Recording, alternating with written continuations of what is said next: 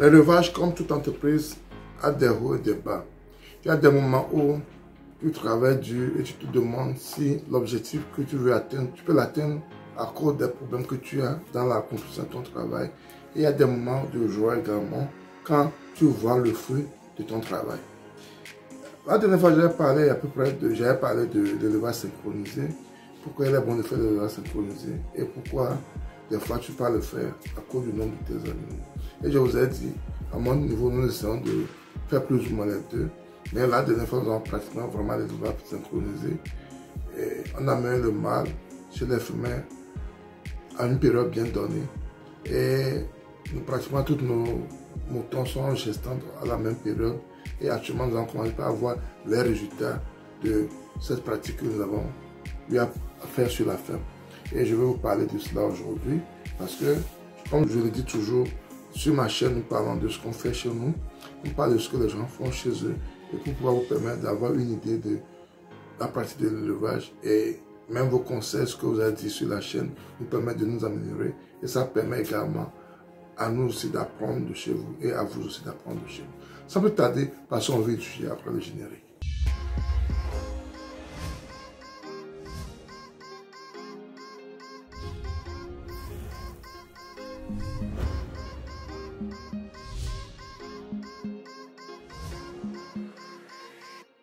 Si tu me découvres pour la première fois, mon nom c'est Sabi Aliati et sur ma chaîne, nous parlons d'investissement en général en agriculture et en élevage. Cette thématique te sera importante également, tu as deux choses à faire.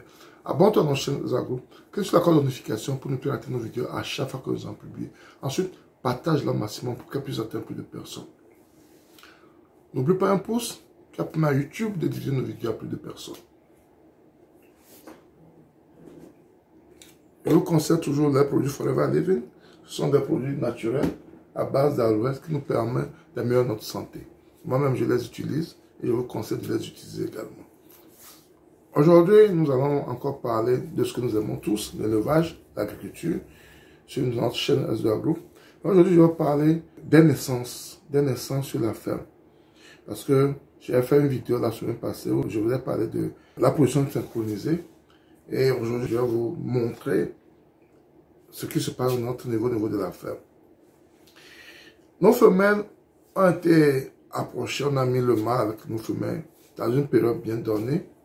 Et le mâle était resté avec nos femelles pendant à peu près 1 mois et demi. 1 mois et demi, 2 mois, qu'on a laissé notre mâle avec nos femelles. Et maintenant, toutes nos femelles étaient gestantes. Et pendant cette semaine, on n'a pas avoir les naissances. Dans cette semaine, nous avons eu 5 naissances. Nous avons eu 5 naissances. Et d'ici 2 semaines, je pense qu'on aura encore 5 ou 6 naissances. Donc, on aura encore 5 ou 6 naissances. Donc, c'est comme ça que ça se passe au niveau de notre ferme. Et je tiens à partager cela avec vous. Parce que, comme je l'avais dit, au moment des naissances, il y a des attentions particulières qu'on accorde à ces femelles. Elles sont ensemble. On accorde une attention particulière à ces femelles. Ça permet à nous, éleveurs, de savoir que actuellement, nous avons des petits. Quoi faire pour permettre à ces petits de bien s'intégrer, de bien grandir et de pouvoir perpétuer le travail que nous sommes en train de faire. Et pendant cette période aussi, il y a des éléments spécifiques qu'on doit accorder à leur maman, les soins spécifiques qu'on va accorder à ces mamans pour qu'elles puissent avoir de la forme, pour qu'elles puissent avoir des forces pour pouvoir bien allaiter, bien s'occuper de ces petits. Donc, tout ça là, ça se passe actuellement sur la ferme Ezagro. C'est important de vous le dire parce que l'attention que nous avons actuellement au niveau de nos animaux est plus dirigée vers ces femelles qui mettent bas des petits. Notre attention est plus dirigée vers ces femelles. Ça nous permet d'être à jour, ça nous permet d'être à l'écoute de ce qui se passe là-bas. Et ça permet à ces petits également de pouvoir bien récupérer. Ils ne sont pas dans le grand enclos, ils ne sont pas dérangés. Et on s'occupe bien d'eux.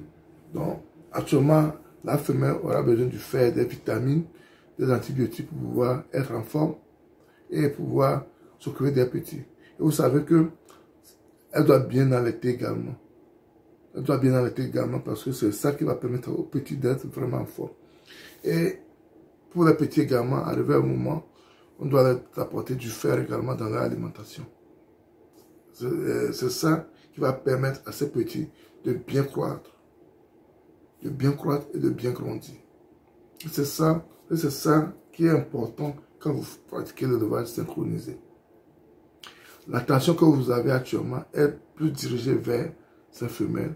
Et ça permet d'éviter beaucoup de morts, de maladies et autres. Parce que pour que les petits prennent de la forme, grandissent bien, il faut que ça démarre bien à leur niveau. Il faut qu'on apporte ce qu'il faut à leur début. Pendant les 3 premiers mois de leur naissance, on doit vraiment bien s'occuper des femelles et des petits. Les femelles doivent beaucoup manger, prendre ce qu'il faut pour qu'ils soient en forme, qu'ils ne tombent pas malades, pour pouvoir mieux s'occuper des petits.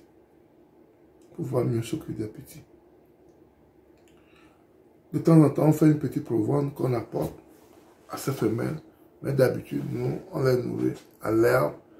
Ils prennent de l'herbe, ils prennent des épluchures de manioc et d'igname. Et on leur donne également aussi de la drèche de bière. Mais surtout, la pierre à lécher ne manque pas dans leur enclos. La pierre à lécher doit être à leur niveau à tout moment. Parce que ça stimule l'appétit également. La pierre à lécher et l'eau ne manquent pas dans l'enclos. Parce que la pierre à lécher stimule aussi leur alimentation. Et ça les apporte ce dont ils ont besoin pour être en forme, pour pouvoir s'occuper des petits. Donc, aujourd'hui, j'ai voulu partager cela avec vous parce que c'est la joie du producteur, c'est la joie de l'éleveur de voir ces animaux se multiplier. Et comme j'avais fait une vidéo par rapport à la production synchronisée la dernière fois, je me suis dit, ça, c'est la preuve de ce que j'avais dit et je dois vous montrer cela pour que vous voyez ce qu'on dit et ce qu'on fait, comment ça marche de pair. Et ça, c'est ce que nous on fait à notre niveau, au niveau de la ferme R2A. Et c'est important qu'on vous le montre. Et c'est important de voir quel type d'élevage tu veux faire. Tu veux pratiquer ce genre d'élevage pour pouvoir avoir un temps spécifique, pour pouvoir s'occuper de tes animaux, mettre plus d'attention sur eux pour leur réussite, pour qu'ils puissent bien grandir, pour que les mères soient en forme et autres. Donc c'est à toi de voir ce que tu veux faire comme élevage pour pouvoir mieux tirer profit de ce métier.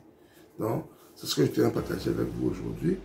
Et cette vidéo est vraiment importante. Il faut que tu la partages autour de toi pour qu'elle puisse atteindre un grand nombre de personnes, pour que les gens aient une idée de ce que c'est quand on parle de la production synchronisée également. Et si tu n'es pas encore abonné à notre chaîne Ezragou, abonne-toi à notre chaîne Ezragou. Clique sur la cloche de notification pour ne plus rater nos vidéos à chaque fois que nous en publions. N'oubliez pas surtout un pouce qui permet à YouTube également de diffuser nos vidéos à plus de personnes. C'était Sabi et à la prochaine. Bye bye.